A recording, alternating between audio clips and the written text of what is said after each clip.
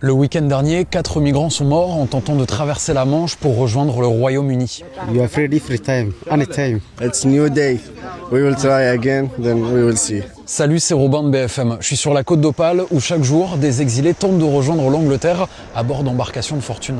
À quelques mètres de la plage, on retrouve par exemple ce Zodiac, lacéré par les forces de l'ordre la nuit dernière afin qu'il ne rejoigne pas la mer. Et actuellement, ce qu'on a vu, c'est des bateaux jusqu'à 115 personnes. Et en fait, ils font du ramassage tout au long de la côte en venant chercher des groupes qui attendent dans l'eau, qui attendent ce bateau parfois très longtemps. Donc, ils restent parfois une demi-heure, 1 heure dans l'eau avant que le taxi-boat arrive et tout le monde ne monte pas. Alors, face à cette réalité, depuis un petit peu plus d'un an, à Wimereux, juste à côté de Boulogne-sur-Mer, un collectif d'habitants s'organise. Baptisé Alors on aide, ils sont aujourd'hui un peu plus de 80 à se mobiliser pour aider celles et ceux qui n'ont parfois ni mangé ni dormi depuis plusieurs jours. Pour nous, c'est insupportable. On est absolument scandalisés par les conditions de traversée, par cette politique aux frontières. Enfin voilà, ces frontières, voilà, qu'est-ce que c'est qu'une frontière? Et ici, en plus, on leur pourrit la vie. Donc voilà, on est juste triste et révolté par ça, en fait. Nous sommes en début de matinée et je m'en vais rejoindre une distribution improvisée pour les exilés. En quelques minutes, au bord d'une petite route, 2 tables ont été mises en place avec de quoi grignoter, s'hydrater et aussi très important, pouvoir recharger les téléphones.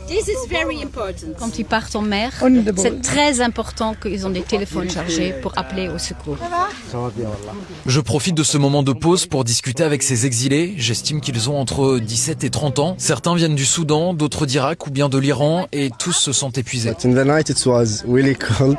When we back, the police clean everything, then they take our blanket, and we didn't have water, we didn't have something to eat. If you stay here for jungle, you are afraid if you night. We need to go to UK because we have so many problems. Une chasse à l'homme noir a eu lieu dans un village de la Creuse en 2025. Nous avons recueilli des témoignages et des éléments exclusifs. On est le 15 août, alors qu'une fête de village bat son plein à Royères de Vassivière, des hommes viennent agresser et frapper une bande de jeunes, dont une personne noire, c'est ce que racontent des locaux. Alors que les jeunes fuient dans les rues, les agresseurs reviennent, organisés avec un pick-up et des talkie-walkie, et ne s'attaquent pas au groupe, mais à l'homme noir avec des insultes racistes notamment, c'est ce que racontent les victimes. Parmi les agresseurs, on identifie un élu municipal proche de l'extrême droite et le président d'une asso de chasse locale. L'avocat des victimes a même été menacé lors d'un rassemblement de soutien, c'est ce que rapportent des locaux, et c'est une affaire qui divise le village où beaucoup de personnes pointent l'irresponsabilité politique, l'inaction politique, et cette enquête, elle interroge aussi sur la banalisation des violences racistes